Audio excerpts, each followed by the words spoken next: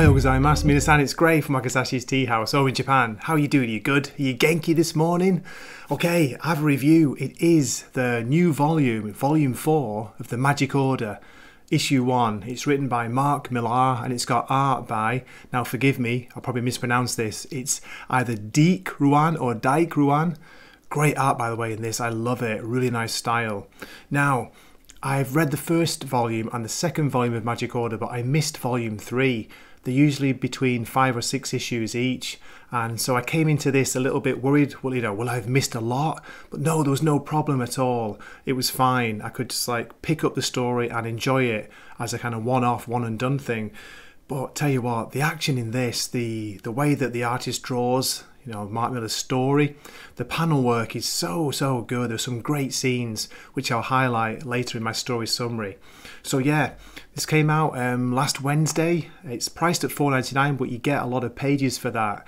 I think because it's the first issue, it's a bit of a bumper-sized issue. But I tell you, I described it very simply as it's Harry Potter for adults. It's cool, it's Mark Millar, so you can expect a bit of blood and guts, a bit of violence, but also, a really good story. It's pulled me right in, it's compelling, nice character work. The art, as I say, by Ruan is really good. Wait till you see some of the pages that I've highlighted later on.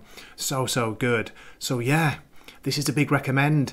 I don't think it's getting as much press as it should. I wish the Mark Millar's independent comics would do. They don't seem to be getting covered on the the major review sites. I just see a couple of reviews here and there. I'm not sure why that is, but anyway, yeah, I think more people should be reading this because you will really enjoy it. And I think you can read this without any background knowledge and enjoy the story, and you'll be intrigued by some of the characters you'll meet. Okay, all you know is that something's going on. There's some kind of wizarding war going on between different factions, different magical orders around the world. That's all you need to know. If you like good action, good writing, not pages and pages full of like insane dialogue, balloons filled with dialogue. If you don't like that, then check this out. He can tell a story without, writing a huge thesis. Okay, as always, I'll give my story summary, so please keep watching. Here we go. The issue opens in a fairground in Philadelphia. We see a boy and his father. They're walking around. His father can see things that the boy can't. In the background, there's a huge Ferris wheel where we see bodies hanging from it. There are heads on spikes in front of the Ferris wheel, but the boy can't seem to see them. His father tells him he's got to look harder, look closer, because there's something very strange which is causing supernatural trouble around here. But all he can see are people enjoying the fairground. Dad, you see anything yet? Oh yeah. Then there's a weird picture of like an old building with what seems to be giant arms coming out of it. It looks a bit like a crab or a spider. Then we see a golden coin rolling across the floor and it stops at his father's boot. What the hell is this? Darius! We switch scenes to an oil rig in the North Sea.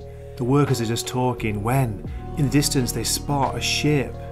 One of the workers tells them to get indoors, and we see him somehow grabbing a wand.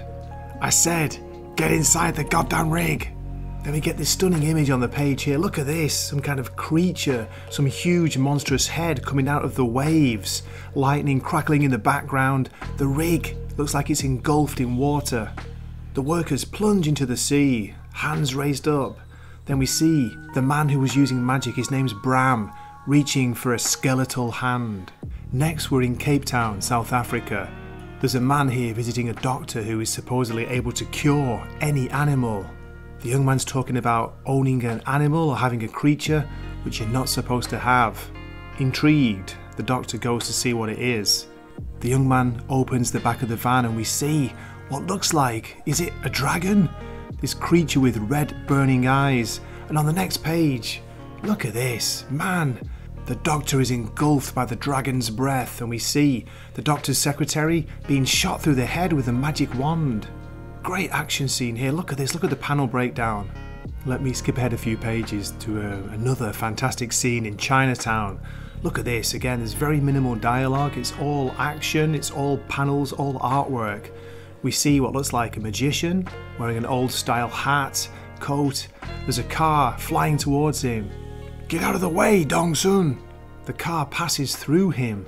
We see him using his wands and then, boom, the car explodes, the men fall out. There's a man on the floor, he seems to be reaching for something, for a magic wand possibly, but he's unable to say a spell without his tongue. Look at this, what is going on here?